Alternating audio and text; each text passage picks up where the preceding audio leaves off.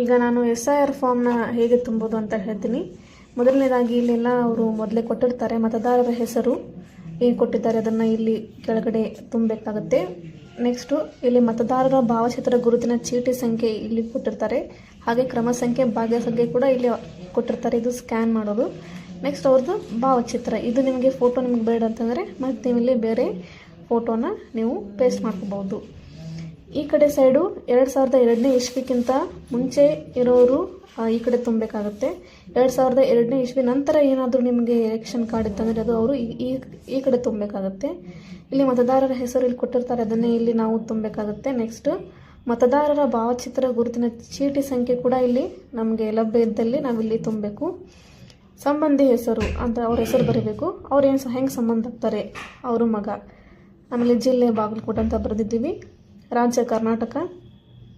ವಿಧಾನಸಭಾ ಕ್ಷೇತ್ರದ ಹೆಸರು ನಮ್ಮದು ಬಿಳಿಗೆ ಬರೆದಿದ್ದೀನಿ.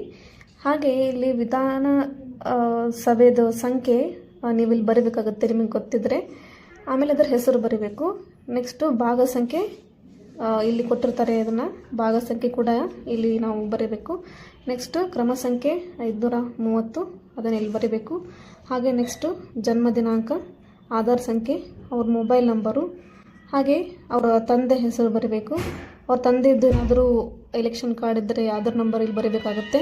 ಹಾಗೆ ಅವ್ರ ತಾಯಿ ಹೆಸರು, ಹಾಗೆ ಅವ್ರ ಎಲೆಕ್ಷನ್ ಕಾರ್ಡ್ ಇದ್ದರೆ ಅವ್ರು ಬರೀಬೇಕು. ಹಾಗೆ ಸಂಗಾತಿಯ ಹೆಸರು, ಹಾಗೆ ಮತ್ತೆ ಲಾಸ್ಟ್ನಲ್ಲಿ ಅವ್ರ ಸಂಗಾತಿಯ ಭಾವಚಿತ್ರ ಗುರುತಿನ ಚೀಟಿ ಸಂಖ್ಯೆ ಇದ್ದರೆ ಅದನ್ನು ಬರೀಬೇಕು. ಇಲ್ಲಾಂದರೆ ಹಾಗೆ ಬಿಡಿ. ಹೀಗೆ ಮತ್ತಷ್ಟು ಮಾಹಿತಿ ಬೇಕಾದರೆ ಈ ಚಾನಲ್ಗೆ ಸಬ್ಸ್ಕ್ರೈಬ್ ಮಾಡಿ.